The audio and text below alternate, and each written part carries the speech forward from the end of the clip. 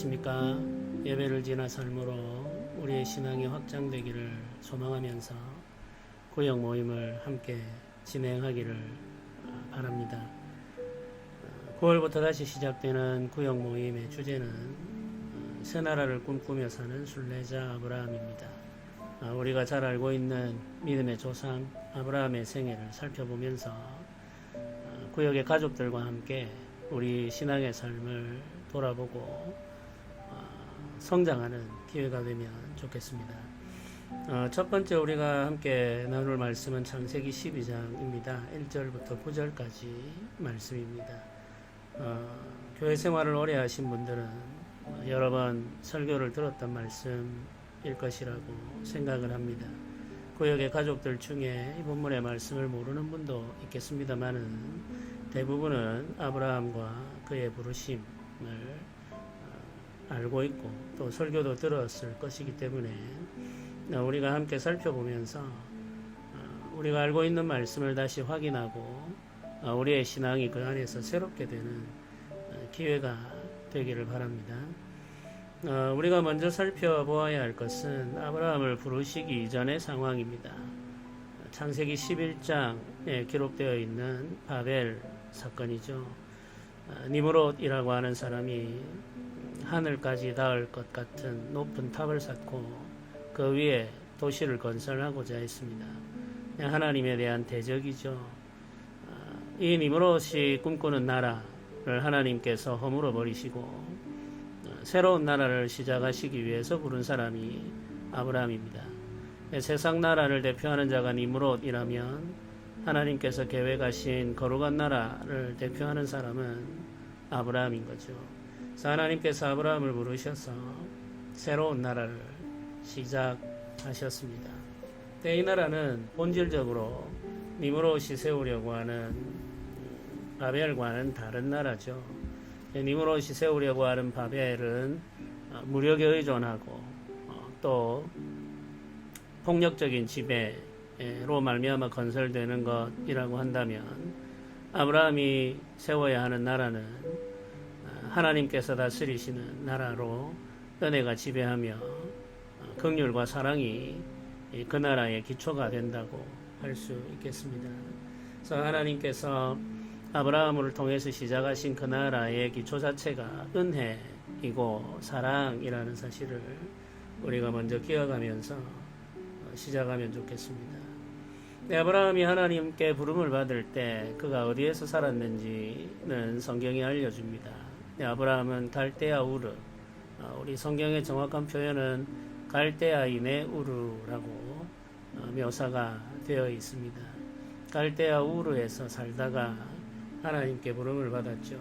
근데 이때 아브라함의 상태를 여호수아 24장 2절이 설명해 주는데 우상을 숭배하던 삶이었다는 사실을 알려줍니다. 그 도시 자체가 우상 숭배의 도시였고 아브라함과 그의 아버지가 그 도시에 살면서 우상 숭배의 영향을 받았다는 말이죠. 우상을 숭배하며 살던 사람 아브라함, 그 사람을 하나님께서 찾아가셔서 부르셨습니다. 여기에서 첫 번째 초점은 아브라함이 먼저 하나님을 찾은 것이 아니라 하나님께서 아브라함을 먼저 찾으셨다는 거죠. 그리고 두 번째 초점은 아브라함이 선하고 의로워서 하나님께서 아브라함을 찾으신 것이 아니라는 겁니다. 아브라함이 죄인임에도 불구하고 하나님께서 아브라함을 부르셨습니다. 그가 우상을 섬길 때 하나님께서 그를 찾으셨고 그를 불러서 여호와를 섬기는 사람으로 변화시키신 거죠. 아브라함을 부르실 때에 그의 아내는 사레였습니다. 하나님께서 아브라함을 부르셔서 이루려고 하시는 나라는 새로운 나라인데 이 나라를 이루려고 하면 사람이 필요하죠. 민족이 먼저 이루어져야 합니다. 아브라함과 그의 아내를 통해서 자녀를 낳고 또 자녀를 낳으면서 역사가 이어지고 그 사람들의 수가 많아져야 나라를 이룰 수 있죠. 그런데 아브라함의 아내였던 사레는 자녀를 낳을 수 없는 상태였습니다. 창세기 11장 30절에 사레는 임신하지 못함으로 자식이 없었더라 이렇게 번역이 되어 있는데 임신하지 못함으로 라고 하는 이 말은 불임의 상태이므로 이런 뜻입니다. 그러니까 사례는 그 몸 자체가 자녀를 낳을 수 없는 몸이었던 거죠. 하나님께서 아브라함과 사례를 통해 민족을 이루고 나라를 건설하려고 하신다면 이들이 출산을 해야만 하는데 사례는 출산을 할 수 없는 상태였다는 거죠. 도무지 이룰 수 없는 하나님 나라를 이룰 수 없는 무능한 사람들을 부르셔서 하나님께서는 새 나라의 꿈을 꾸게 하십니다.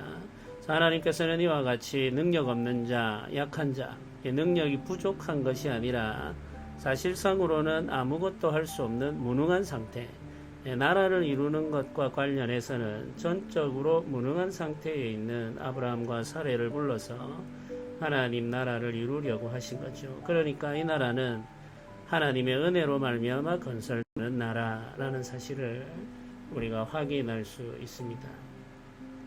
하나님께서 아브라함을 부르실 때에 복을 약속하시죠. 이 복은 세 가지로 설명됩니다. 첫째는 큰 민족을 이루는 것이고, 둘째는 그의 이름을 창대하게 하는 겁니다. 이름이 만백성에게 알려지는 거죠. 우리 시대의 젊은이들의 표현을 빌리면 유명해진다 이렇게 설명할 수 있겠습니다. 그리고 마지막으로 복이 되게 하는 겁니다. 이름이 널리 알려진다고 하더라도 복된 소식이 아니면 소용이 없죠. 악명이 높은 사람들도 있습니다. 악한 이유로 이름이 널리 펼떨쳐지는 거죠. 아브라함은 복으로서 만백성에게 그 이름이 알려지는 사람입니다. 민족을 이루고 이름이 널리 알려지고 복이 되게 하는 것, 만백성에게 복을 나누어 주는 것이 아브라함에게 약속되어 있는 하나님의 복이었습니다. 아브라함이 하나님의 말씀을 믿고 순종하고 행하면은 이 복을 받게 되는 거죠. 이 약속은 오늘 우리가 읽은 본문 12장 1절부터 3절에 기록되어 있습니다. 아브라함은 이 복을 받아서 하나님이 건설하시려고 하시는 나라의 시작이 됩니다. 믿음의 조상이 되는 것이고 이스라엘의 시조가 되는 거죠. 아브라함에게 약속되어 있는 이 복을 받기 위해서 아브라함이 무엇을 해야 하느냐? 그 약속을 먼저 믿어야 합니다. 하나님의 말씀을 믿어야만 이 복을 받을 수 있죠. 근데 약속을 믿는다고 하는 것은 어떻게 표현되는지 우리가 한번 살펴보겠습니다. 12장 1절 보면은 하나님의 말씀이 기록되어 있죠. 여호와께서 아브라함에게 이르시되 너는 너의 고향과 친척과 아버지의 집을 떠나 내가 내게 보여줄 땅으로 가라 이렇게 말씀하십니다. 하나님의 약속이 있는데 그 약속 앞서서 명령의 말씀이 있죠. 지금까지 살아왔던 땅, 많은 것을 이루어 놓은 땅이죠. 안정되어 있는 땅입니다. 이 안정되어 있는 땅을 떠나고 하나님께서 보여줄 땅으로 가라 이렇게 말합니다. 새로운 땅으로 가야 되는 거죠. 그러니까 안정된 곳을 떠나서 안정되지 않은 곳, 아무것도 확인되지 않은 곳으로 가야 됩니다. 근데 심지어는 어디로 가야 될지는 지금 말씀해 주시지 않으셨습니다. 보여줄 땅이라고만 말합니다. 어디로 가야 될지는 명확하게 명시되어 있지 않은 채 언젠가 하나님께서 보여주실 그 땅이라고만 명시되어 있는 거죠. 떠나야 할 땅은 명백하지만 가야 할 곳은 분명하지 않은 상태죠. 이 불확실성이 이제 이 속에 존재합니다. 지금 살고 있는 땅은 모든 것이 확실하죠. 이미 이룬 것도 있고 안정된 사람들과의 관계도 있습니다. 그런데 가야 할 곳은 모든 것이 불확실합니다. 아무것도 확인되어 있지 않고 아무것도 정해져 있지 않아요. 거기에서 어떤 삶을 살 수 있을지 성공할지 실패할지도 결정되지 않았습니다. 그럼에도 불구하고 말씀을 믿고 가는 거죠. 믿는다는 말은 이 말씀을 믿는다는 말은 이 말씀에 순종한다는 말이죠. 만약에 아브라함이 하나님께서 이렇게 말씀하실 때 떠나서 가라 이렇게 말씀하실 때 예 하나님 말씀 믿습니다 하고 떠나지 않았다면 그것을 믿음이라고 할 수 있겠습니까? 우리는 그것을 믿음이라고 말할 수 없다는 걸 잘 알죠. 하나님께서 떠나라 가라 이렇게 말씀하실 때 아브라함이 그 말씀을 믿어야만 복을 받을 수 있습니다. 약속된 복을. 그런데 아브라함은 이 말씀을 믿고 떠났습니다. 이 4절에 아브라함의 행동을 묘사하죠. 이 아브라함이 여호와의 말씀을 따라갔고 이렇게 말합니다. 여호와의 말씀을 따라갔다는 말은 갈대아 우르를 떠났다는 말이고 하나님께서 보여주실 땅이 어딘지 명시되어 있지 않지만 그 땅을 찾아서 여행을 시작했다는 이야기죠. 아무것도 보장되지 않았으나 오직 하나님의 말씀만 믿고 가는 겁니다. 그게 믿음입니다. 아브라함이 하나님의 말씀을 믿었기 때문에 그 말씀을 의지해서 자기가 살던 땅을 떠나 아직 확인되지 않은 땅으로의 여행을 할 수 있었던 거죠. 네, 이것이 아브라함이 가지고 있었던 믿음이라는 사실을 우리가 확인해야 되겠습니다. 믿음과 순종을 어떻게 설명할 것인가? 여러 가지로 설명을 할 수가 있겠죠. 우리가 다 순종하지 못하기 때문에 믿음과 순종은 별개라고 주장하는 사람도 있을 수 있습니다. 그러나 아브라함의 모습을 보십시오. 하나님의 말씀을 믿는다는 말은 그 말씀을 따라 산다는 말입니다.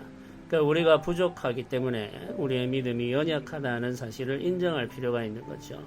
그러니까 우리가 다 순종하지 못할 때는, 또 심지어 우리가 말씀을 하나도 순종하지 못할 때는 우리의 믿음이 부족하고 약하며 아주 심각하게 취약한 상태에 있다는 사실을 인정해야 됩니다. 그리고 하나님께 구해야겠죠. 우리의 믿음이 강해지고 온전해지고 그래서 우리가 주님의 말씀에 순종하기 위해 헌신하고 완전히 순종하지 못한다 할지라도 순종을 위해서 노력하고 우리 삶을 하나님께 맡길 수 있도록 해야 되겠습니다. 그래야 우리가 주 앞에 나아갔을 때 믿는 자라고 하는 칭찬을 받을 수 있기 때문이죠. 아브라함은 말씀을 믿었고 그 말씀을 따라서 고향을 떠났으며 어디로 가야 할지 모르지만 일단 여행을 시작합니다. 그리고 하나님이 보여주시는 땅에 이르게 되죠. 그것이 믿음이라는 사실을 기억해야 되겠습니다.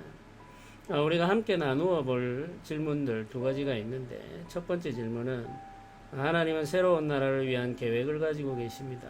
그런데 자녀를 낳을 수 없는 아브라함과 사레를 선택하신 이유는 무엇일까요? 이 질문입니다. 아브라함과 사레를 선택하신 이유는 그 나라는 전적으로 하나님의 은혜로 건설된다는 사실을 보여주기 위해서죠. 아브라함과 사레에게 보여주실 뿐만 아니라 그 후손들에게도 보여주시기 위해서 아브라함과 사레를 선택하셨습니다. 이스라엘은 그 역사의 시작부터 무능한 사람들로 말미암아 이루어졌다는 사실을 하나님께서 알려주시는 거죠. 이 민족이 위대하거나 이 민족이 영광스럽거나 혹은 훌륭하게 시작된 것이 아닙니다. 굉장히 무능한 상태에서 아무것도 가지고 있지 않은 상태에서 시작되었습니다. 그래서 그 나라의 시작은 오직 하나님의 은혜인 거죠. 그 은혜를 보여주기 위해서 자녀를 낳을 수 없는 사람들, 민족을 이루거나 나라를 건설할 수 없는 사람들을 부르신 겁니다. 두 번째 나눔 질문은 부족하기 때문에 하나님의 일을 할 수 없다고 말하는 분들이 있습니다. 이런 말 속에는 하나님 나라는 능력이 많은 사람들이 일하는 나라라는 생각이 깔려 있는 거죠. 그러나 하나님 나라는 부족하고 연약한 사람들을 통해 건설되는 나라입니다. 약함 중에 부름받아 섬긴 하나님의 사람들에 대해서 이야기해 봅시다. 이것이 나눔의 질문입니다.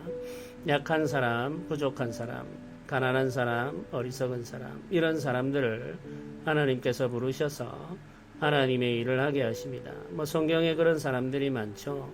사사들도 그렇고 아브라함도 그렇고 많은 사람들이 믿음의 사람들이 부족한 중에 부름받아 하나님의 뜻을 섬겼고 그 역사를 이루었습니다.